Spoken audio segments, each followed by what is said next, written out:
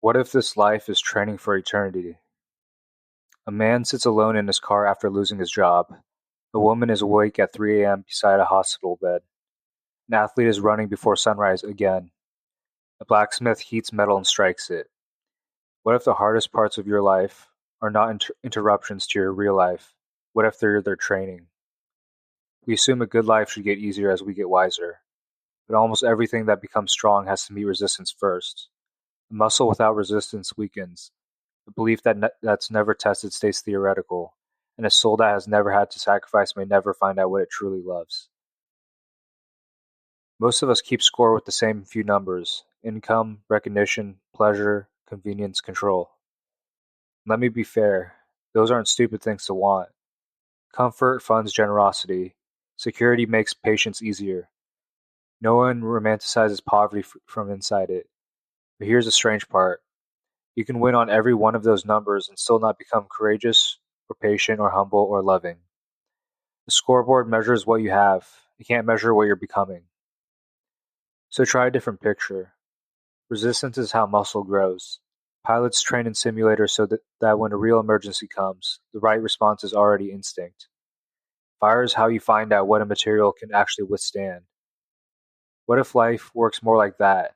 Not a contest to maximize comfort. A process that makes you into someone capable of carrying real weight. Responsibility, love, holiness, life with God. The Bible says this almost word for word. Consider it pure joy, my brothers and sisters, whenever you face trials of many kinds, because you know that the testing of your faith produces perseverance. That's James 1. Paul says it too. Suffering produces perseverance, perseverance character, and character hope. Romans 5. And then he goes further. For our light and momentary troubles are achieving for us an eternal glory that far outweighs them all. 2 Corinthians 4. Troubles, achieving glory. That's training language. Notice what that changes. If this life is training, then the resistance in your life isn't proof that something has gone wrong. Some of it may be the very thing forming the person who walks out of this life. But be careful. Now I have to stop and say the thing that this argument usually skips because it matters.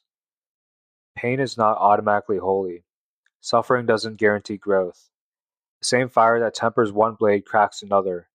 Hardship makes some people bitter, cruel, or hopeless. And if you've watched that happen to someone you love, you know it. And this idea can be abused. It's all training must never become a way to tell a grieving person their loss was a curriculum or to shrug at suffering we could actually prevent. So here's the honest version. Suffering doesn't make you better. It reveals you, it tests you, and it can transform you. The deciding factor isn't what happens to you. It's what you let God do in you while it's happening. 3 questions. So take whatever season you're in right now, the good one or the brutal one, and ask 3 things. What is this season revealing about me? What response is it asking me to practice over and over?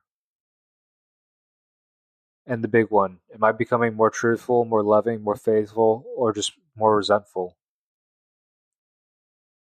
And if this training picture is true, notice who it makes God. Not a coach shouting from the sidelines. The Bible's claim is stranger than that. In Jesus, God ran the course himself. Son though he was, he learned obedience from what he suffered. Hebrews 5:8. Sinless and is still formed through suffering. He was tired, tempted, abandoned, and betrayed. And the night before the cross, he knelt in the garden and asked if there was another way. There wasn't, and he stayed. So whatever you're carrying right now, you are not being watched from a distance. You're being led through by someone whose scars came first. The forge isn't where God sends you, it's where he met you. I'm not going to tell you every tragedy has an obvious lesson. It doesn't, and you shouldn't trust anyone who says it does. But maybe the question isn't only, why is this happening to me? Maybe it's also, what am I becoming through it?